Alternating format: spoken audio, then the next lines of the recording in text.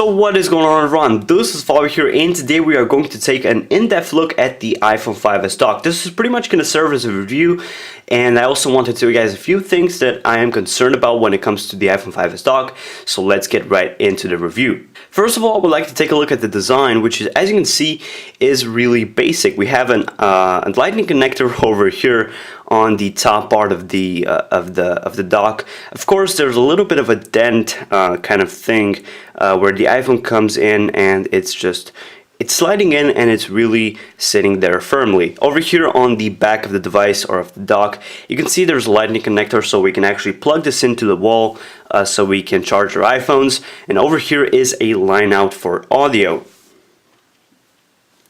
Over here on the bottom part, there's not really much. There's just some FCE regulation kind of stuff. It says that it's designed by Apple in California and made in China, of course. Over here we also have an Apple logo, which is pretty cool, but other than that, there's not really much else to design.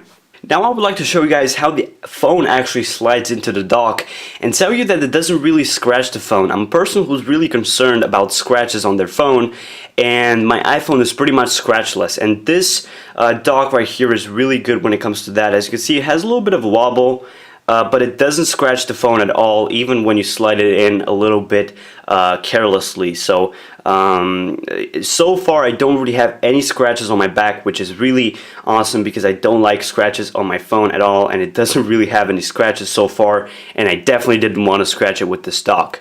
Now we are going to take a look at how firm it actually sits on my desk, and whether it moves and whether it actually is able to hold the iPhone up even when I'm pressing the screen really hard. So let's first of all try and press the home button as much as we can. As you can see, we can really move the dock by just pressing the home button, so it's definitely firm on the desk. But what if you try to actually touch the screen? Over here on the bottom part, you can touch the screen as hard as you want, nothing is really gonna happen.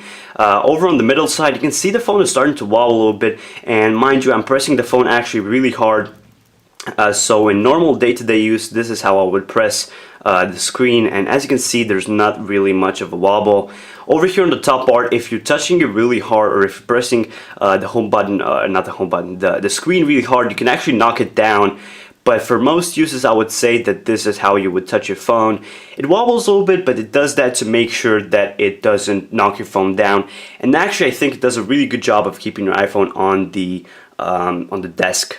Now, a question a lot of you might be having is whether or not this works with other lightning connector devices. And of course it works with the iPhone 5 since it has the same design, the same width, the same thickness as the iPhone 5, or the iPhone 5s, I'm sorry. But does it work with the iPhone 5C? The answer is not. The iPhone 5C is a little bit thicker than the iPhone 5s or 5, so it doesn't work. But what it does work with is the iPod Touch 5th generation. So here I have my iPod Touch 5th generation, and as you guys can see, it's the 5th generation, of course. It has the iPod Touch loop, and it does work.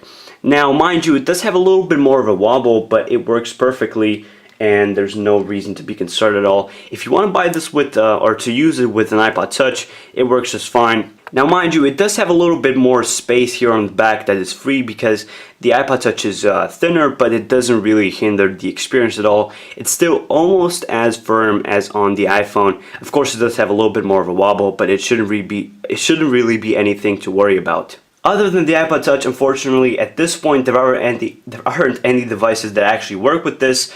If you were wondering about the iPad Air or the iPad Mini, those of course don't work because this little thing right here just blocks it from working. If this little edge wouldn't have been here, or if these two edges wouldn't have been here, it would have worked with the iPad Air, but as it sits right now, it doesn't. And now on to my main concerns. I've actually read about this in forums that if you want to use this with an iPhone 5s, it's going to be quite troublesome, especially because of the Touch ID sensor. Now, this little edge right here is almost covering up half of the home button, and with the Touch ID sensor, you really need to press this home button and pretty much put your finger on top of the whole home button, which is almost impossible, I would say, with the stock. So if you want to use this with an iPhone 5s, be warned, your Touch ID sensor might not work properly, and you might have to enter the passcode each and every time, which is a design flaw, and I don't know why Apple hasn't addressed this by either cutting out a part of this or just making this little edge right here smaller so that you can actually press the whole home button. Another design flaw of the dock is the fact that it doesn't have any speaker grills. Back when I had the iPhone 3GS dock, it did have speaker grills, and it really did impact the audio sound quality because it really allowed the sound to come out of the dock even if the iPhone was docked. Now, here I'm going to play back one of my videos, and I'm going to first of all play it back while it's docked, and then play it back while it's not docked. So here I am going to start playing back one of my videos. It's going to be docked, and I'm going to make sure to put the speaker or put the audio or volume at maximum. So as you can see, it's a max right there, and I'm going to play back this video.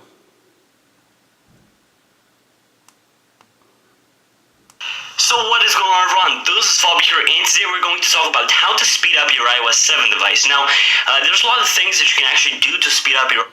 So as you can probably hear, I'm not sure if you actually can hear this because the sound quality through the camera is not the best, but the sound is really muffled. It's almost as if the iPhone were in a bottle, in a closed bottle, and you try to listen to audio coming out of the bottle somehow. This is pretty much the effect that happens right here. So now if you actually take it out of the dock and put it on top, let's say like this, or put it next to the dock and start a video from the beginning again, you can hear. So what is going on, everyone? This is Fabi here, and today we're going to talk about how to speed up your iOS 7 device. Now, there's a lot of things that you can actually do.